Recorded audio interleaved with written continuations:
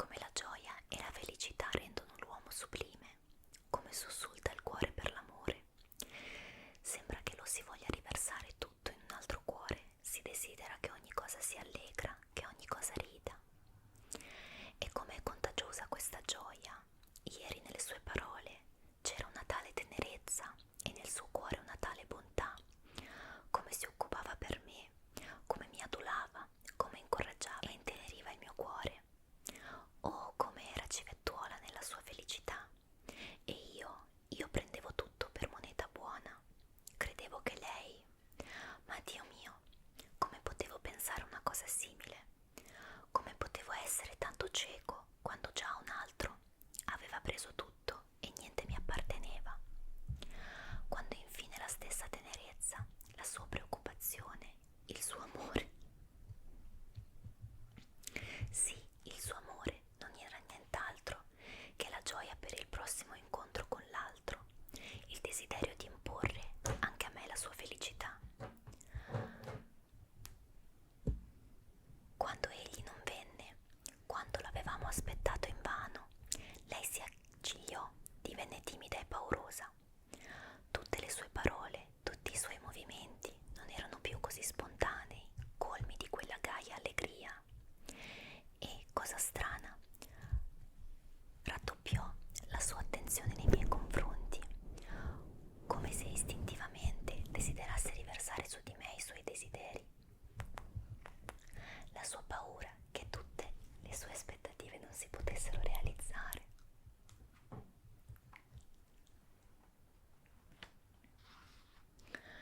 La mia Nastinga diventò così timida e così impaurita. Pareva aver capito il mio amore ed essersi impietosita per questo mio povero sentimento.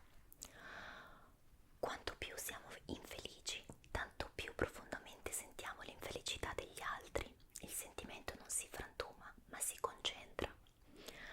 Arrivai da lei con il cuore stracolmo e a malapena riuscii ad aspettare il nostro incontro. Non avevo previsto ciò che avrei sentito ora, non avevo previsto che tutto sarebbe finito in quel modo.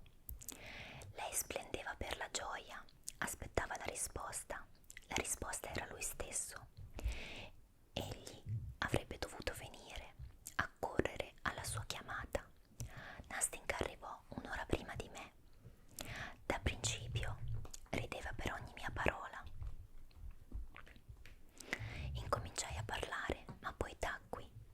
Sapete perché sono così contenta, disse. Così contenta di vedervi. Sapete perché oggi vi amo tanto? Allora domandai e il mio cuore trasalì. Io vi amo perché non siete innamorato di me. Un altro al vostro posto avrebbe cominciato a inquietarmi, a importunarmi.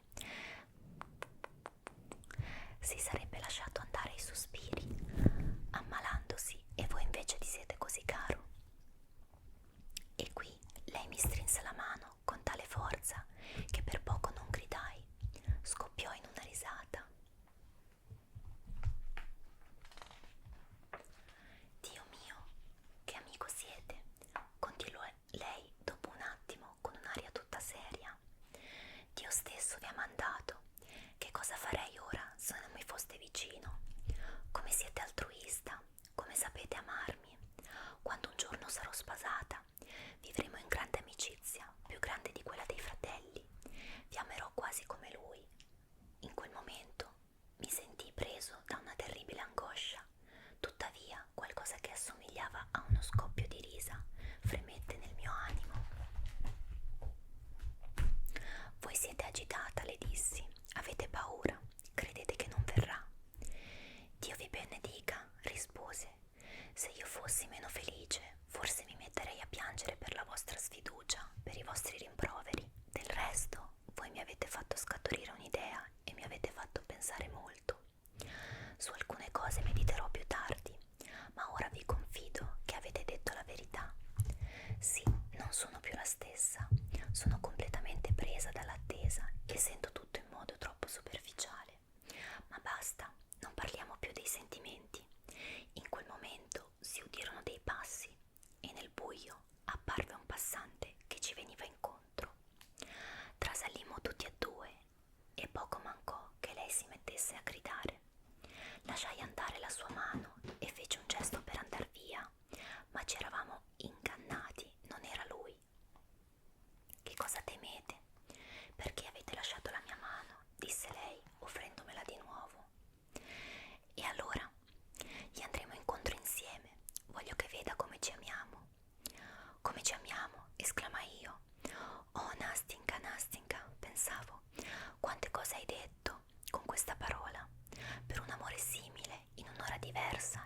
cuore si raggela e l'angoscia pesa sull'anima.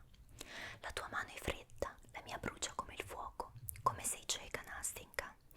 Oh, com'è insopportabile un uomo felice in certi momenti, ma io non posso arrabbiarmi con te. Infine il mio cuore traboccò. Sentite, Nastinka, esclamai, sapete che cosa ho fatto tutto il giorno? Presto, dite, che cosa avete fatto? Perché finora avete taciuto? In primo luogo, Nastinka, dopo aver eseguito tutti i vostri ordini, dopo aver consegnato la lettera ed essere passato dai vostri buoni conoscenti, sono tornata a casa e mi sono messo a dormire. Nient'altro, mi interruppe ridendo. Sì, solo questo, risposi a malincuore, mentre dalle sciocche lacrime mi spuntavano degli occhi. Mi sono svegliato un'ora prima del nostro incontro, come se non avessi dormito affatto. Non so che cosa avessi. Sono venuto da voi per raccontarvi tutto ciò, come se il tempo si fosse fermato, come se una sensazione sola, un sentimento solo dovesse rimanere in me per sempre, come se un attimo solo dovesse protrarsi in eterno e tutta la vita si fosse letteralmente fermata per me. Quando mi sono svegliato, mi pareva di ricordare un motivo musicale, da tempo familiare, sentito una volta, non so dove, e poi dimenticato dalle note dolci. Mi sembrava che tutta la vita volesse scorgarmi dall'anima, e solo ora. Oh Dio mio, mi interruppe Nastinka, che cosa vuol dire tutto ciò? Non capisco nemmeno una parola. Oh Nastinka, vorrei in qualche modo trasmettervi questa strana impressione. Iniziai con la voce lamentosa, nella quale era nascosta ancora una speranza, anche se del tutto vaga. Basta, smettetela, basta, disse lei. In un attimo la briconcella aveva indovinato tutto. Ad un tratto diventò estremamente loquace, allegra, scherzosa. Mi prese a braccetto, rise e volle che anch'io ridessi. Ognuna delle mie timide parole suscitava in lei una lunga e sonora risata. Cominciai ad arrabbiarmi quando lei ad un tratto si mise a civettare. Sentite, iniziò, sono un po' stizzita con voi perché non vi siete innamorato di me. Andate a capire quest'uomo. Tuttavia, signore inflessibile, voi non potete non lodarmi perché ho un animo così semplice. Io vi ho raccontato tutte le sciocchezze che mi sono passate per la testa. Sentite, pare che siano le 11, dissi io, quando il rintocco misurato della campana risuonò dalla lontana torre della città. Lei si fermò improvvisamente, smise di ridere e cominciò a contare. Sì, le 11, disse infine con una voce pavida e indecisa. Mi pentii subito per l'averla spaventata, per averla obbligata a contare le ore, e mi maledissi. Per quell'accesso di cattiveria provai angoscia per lei e non sapevo come espiare il mio peccato. Cominciai a consolarla e a cercare varie ragioni dell'assenza di lui e a presentare giustificazioni e prove. Nessuno poteva essere ingannato in modo più facile e ognuno, in una frangente simile, ascolta con gioia qualsiasi conforto ed è felice anche per ogni ombra di giustificazione. È una cosa ridicola, iniziai, accalorandomi sempre di più, fiero della straordinaria chiarezza delle mie argomentazioni. Egli non ha avuto forse il tempo di venire, Nastinka. Voi mi avete fatto sbagliare e mi avete confuso, tanto che ho perso la nozione del tempo. Pensate un attimo, magari ha ricevuto la lettera solo ora. Supponiamo che non possa venire. Supponiamo che vi scriva una risposta. In tal caso la lettera non arriverebbe prima di domani. Andrò io domani a prenderla. Appena farà giorno e vi farò sapere subito qualcosa. Infine dovete supporre 1000 possibilità. Forse non era nemmeno a casa quando è arrivata la lettera e finora non è riuscito a leggerla. Tutto può accadere. Sì, rispose Nastinka, non ci avevo pensato. Di sicuro tutto può accadere, continuò lei con una voce conciliante, nella quale però si sentiva un altro pensiero, un pensiero gelato, come una dissonanza incresciosa. Ecco cosa farete, continuò lei. riceverete qualcosa, me lo farete sapere subito. Voi sapete dove abito, e cominciò a ripetermi il suo indirizzo. Poi ad un tratto diventò tenera e timida con me. Sembrava ascoltare con attenzione ciò che le dicevo, ma quando mi rivolgevo a lei, con qualche domanda, taceva, si turbava e girava la sua piccola testa. La guardai negli occhi. Avevo intuito, lei piangeva. Ma si può, si può. Ah, che bambina siete, che cosa infantile, basta col pianto. Lei cercò di sorridere, di calmarsi, ma il mento le tremava e il petto le si sollevava ansimante. Penso a voi, mi disse dopo un attimo di silenzio. Voi siete così buono e io sarei di pietra se non sentissi la vostra bontà. Sapete che cosa mi è venuto in mente adesso? Ho fatto un confronto tra voi due. Perché lui e non voi? Perché lui non è come voi. Egli è peggio di voi, eppure io lo amo di più. Non risposi nulla, lei invece sembrava attendere una mia parola. Di sicuro, forse, io non lo comprendo affatto, non lo conosco per niente. Sapete, mi faceva sempre un po' di paura.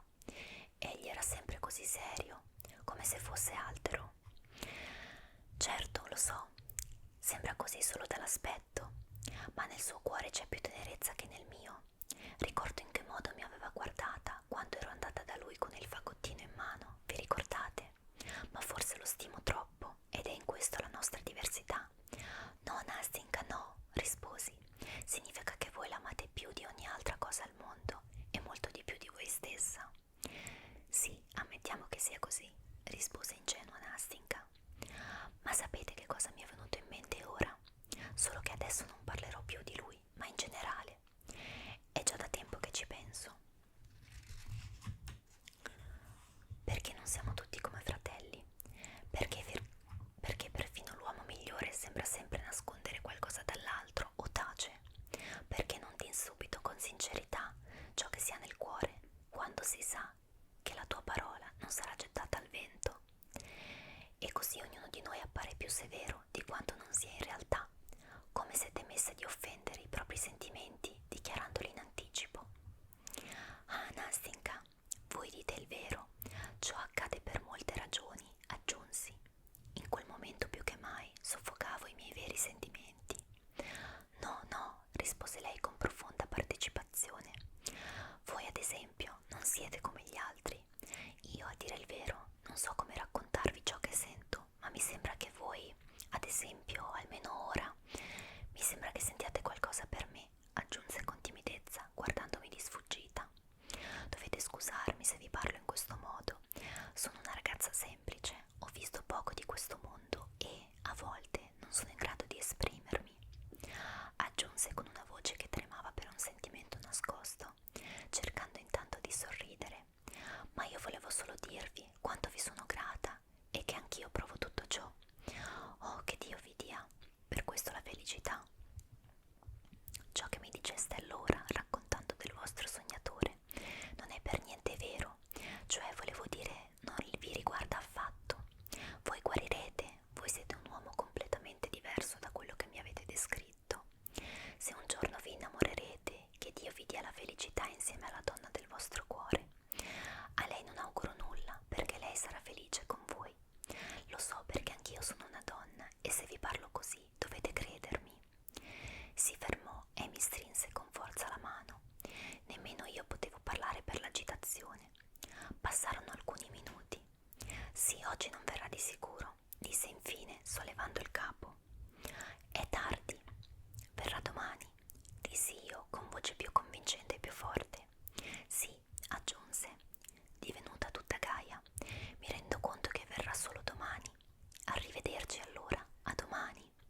Se dovesse piovere, non verrò, ma dopodomani verrò, immancabilmente verrò a qualsiasi costo.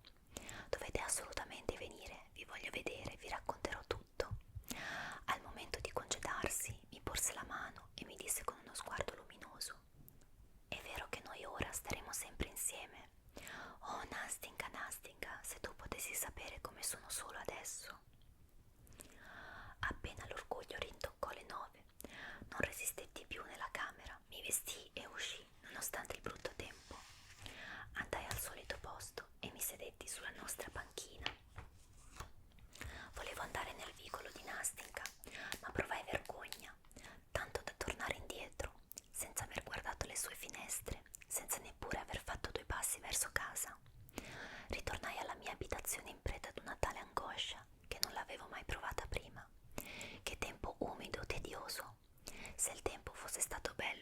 avrei passeggiato là tutta la notte.